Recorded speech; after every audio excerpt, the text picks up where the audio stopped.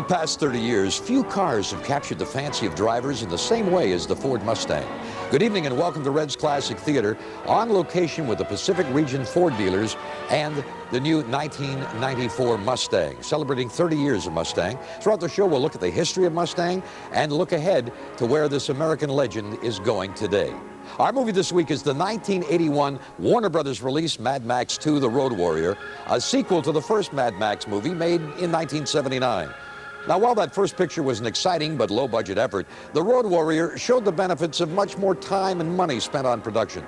Some of the most exciting car stunts ever staged are shown in the movie. And the quiet, strong presence of Mel Gibson gave audiences a new Clint Eastwood for the 80s. We'll have more on the movie a little later on, but right now, here's Act 1 of Mad Max 2, The Road Warrior.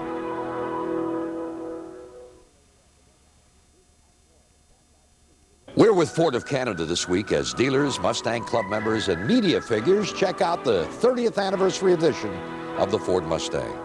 And to say that 1964 car buyers found the sporty Mustang appealing is somewhat of an understatement. In the very first day the car was available for sale, Ford dealers were swamped with 22,000 orders. In one Texas town, after 15 different customers bid on the same Mustang model, the winner insisted on sleeping in the car overnight to guarantee it wouldn't be sold from under him before his check cleared the bank. Over the years, the Mustangs performed well in front of the movie cameras, too. James Bond encountered a Mustang driven by an enemy agent in Goldfinger. And in what is possibly the greatest car chase in movie history, Steve McQueen scorched the hills of San Francisco in a Mustang in Bullitt. We'll be back with more in just a moment.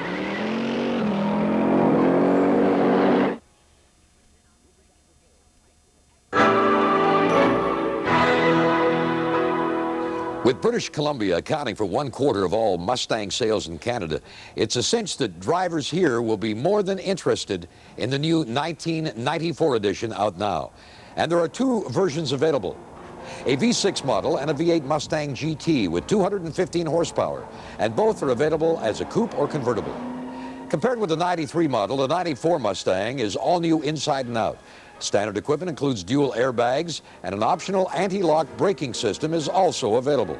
The sleeker aerodynamic design of the new Mustang is not only pleasing to the eye, but also results in a quieter ride. Even with the top down in the convertible, conversations can be held without raising voices. And now let's return to Mel Gibson in Mad Max 2, The Road Warrior. Hope you're enjoying Mad Max 2, The Road Warrior on Red's Classic Theater as we celebrate the unveiling of the 94 Ford Mustang. Earlier I mentioned the big difference between budgets for the Road Warrior and its predecessor, Mad Max. While the original Mad Max had a paltry budget of only $400,000, the Road Warrior had a budget 10 times that much. Producers George Miller and Byron Kennedy literally put Mad Max together in their apartment. While Miller worked on the film editing in one room, Kennedy worked on the audio track in another. Both pictures called for a barren, war-torn look, but due to a shortage of funds, Mad Max had to be filmed within blocks of a major city where trees and power lines were difficult to avoid.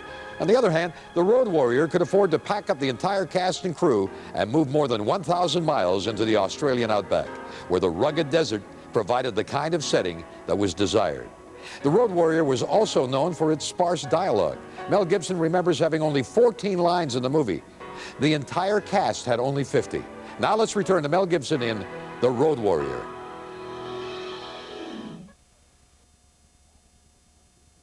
As we celebrate the 30th anniversary of the Ford Mustang, we're going to look at our mailbag, and here I am sitting in a vintage Mustang automobile. Just love them. We'd like to acknowledge some letters. Brandon Yip of Port Coquitlam, thank you. Mel Parker of Ladner made a very interesting request. Leona Moody of Vancouver, and E. Lawrence of Parts Unknown. Didn't sign the address in there. Colleen Levesque of Victoria, you're our winner this week of a classic movie on video cassette from 24-Hour Video, The Treasure of the Sierra Madre. Now, if you have a suggestion for a movie or a location, drop me a note. Red Robinson, Television 12 in Vancouver. Coming up next week, Bob Hope, Bing Crosby, and Dorothy Lamour laugh their way along the road to Hong Kong. Right now, let's return to Mel Gibson in Mad Max 2, The Road Warrior. We're featuring The Road Warrior this week on Red's Classic Theater.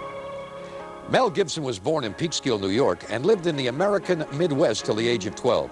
His family emigrated to Australia in 1968 after his father won a large sum of money on the game show Jeopardy!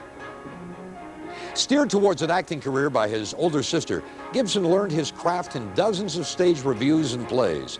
Luckily, just as his abilities began to shine, Australia's film industry started to flourish. Following Mad Max, Mel was chosen to play an idealistic young World War I soldier in the movie Gallipoli. And then came a role as a journalist covering Indonesia in the Year of Living Dangerously. Gibson was also cast with Sissy Spacek to play a hardworking farm couple in The River.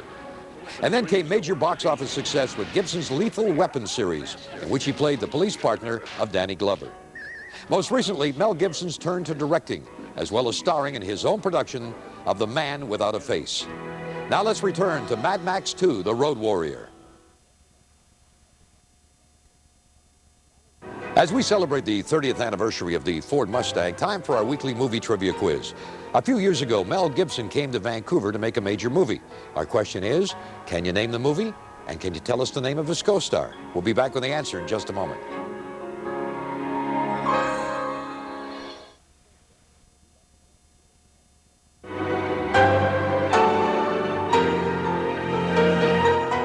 Here's the answer to our trivia question. In 1990, Mel Gibson came to Vancouver to make a major movie, Bird on a Wire. His co-star, Goldie Hawn.